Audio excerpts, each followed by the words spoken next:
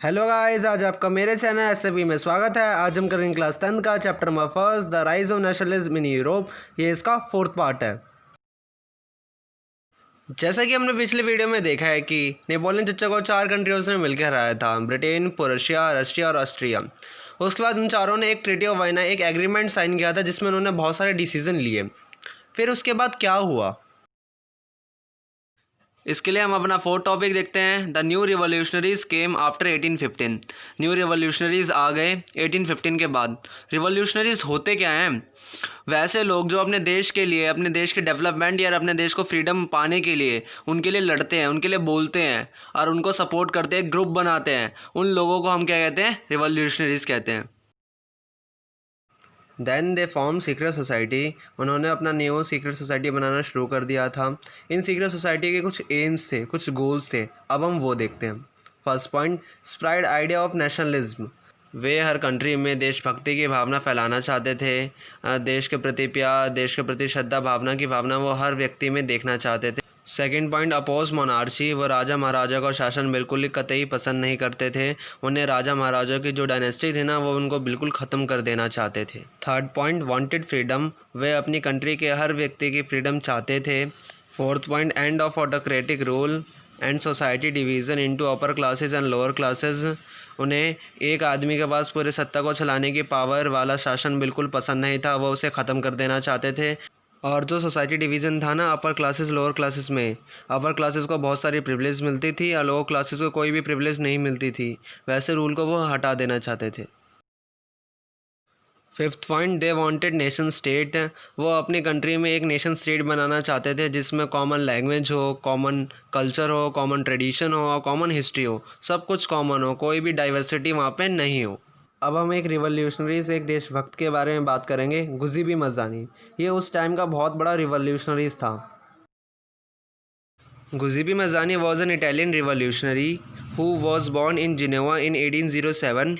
गुज़िबी Mazzini एक Italian revolutionaries थे और उनका जन्म जिनेवा में हुआ था 1807 में। He was a member of secret society name Carbonari. उन्होंने एक सीक्रेट सोसाइटी को ज्वाइन किया था जिसका नाम कार्बोनरी था। In 1831, at the age of 24, he was sent to exile for attempting a revolution in Liguria. जब वे 24 साल के थे तो उन्हें उनके देश से निकाल दिया गया था क्योंकि उन्होंने रिवॉल्यूशन को अटेम्प्ट किया था लिग्यूरिया में, जो अभी इटली में प्रेजेंट है। After that they form two secret society, first young Italy in Marseilles, second young Europe in Berlin. इन्होंने दो सीक्रेट सोसाइटी बनाया, यंग इटली इन मर्जेल में बनाया और यंग यूरोप इन बर्लिन में बनाया। He believed in unification of Italy because he wanted Italy a different country or different state with their common language, common tradition, common history. There was no discrimination amongst the people and there was no diversity also.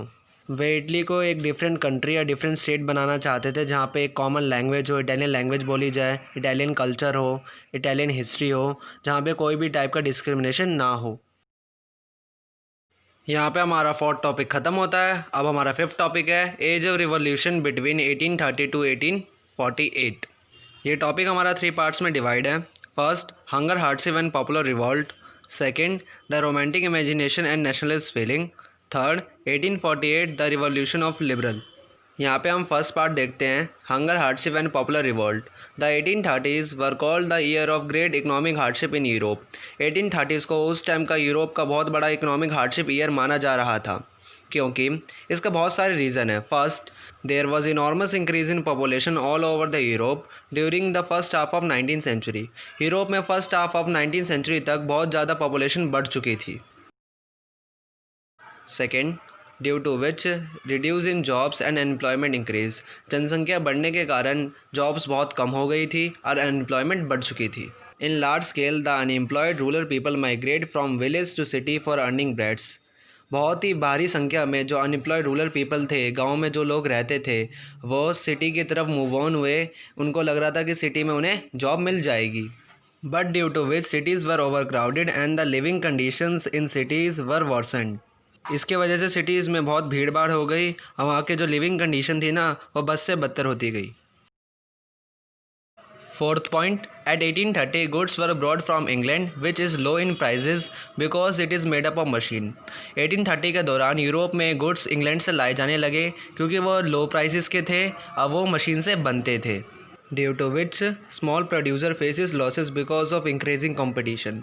इसके वजह से small producers जो थे वो लो prices में goods तो बना नहीं सकते थे क्योंकि उनके पास मशीन नहीं थी, तो उन्हें बहुत सारी दिक्कतों का सामना करना पड़ रहा था. Fifth point, during that time peasant was suffered because of bad harvest, burden of feudal system, increase in food prices, obligations, due to which led to rural poverty. उस समय पीसेंट लोग को बहुत सारी दिक्कतों का सामना करना पड़ रहा था क्योंकि उनका हार्वेस्ट भी अच्छी नहीं हो रही थी, उनकी फसल अच्छी नहीं हो रही थी, जिसके कारण फूड के प्राइसेस इंक्रीज़ हो गए थे और उन्हें बर्डन ऑफ फ्यूडल सिस्टम भी था, उन्हें अपर सेक्शन के लिए बिना पैसों के काम करना पड़ता था ज़बरदस्ती का, इसलिए वो बहुत दुखी थे उस टाइम पे. Sixth point, in 1845 the peasant and weavers revolt for increasing wages. 1845 में पीजेंट और वीवर ने विद्रोह कर दिया था क्योंकि उन्हें अपने वेजेस बढ़ाने थे. अब वो सब लोग अपने राइट्स के लिए लड़ना शुरू कर दिए थे. यहाँ पर हमारा 5th टॉपिक का फर्स्ट पार्ट ख़त्म होता है. इसके 2 और पार्ट्स के लिए हम नेक्स्ट वीडियो में देखेंगे. Thank you guys for watching my video. मुझे उम्मीद है कि आपको मेरी वीडियो अच्छी लगी होगी. Please subscribe my channel, like my video and also press the bell icon so you can get the notification of my next video, and please share it to your friends.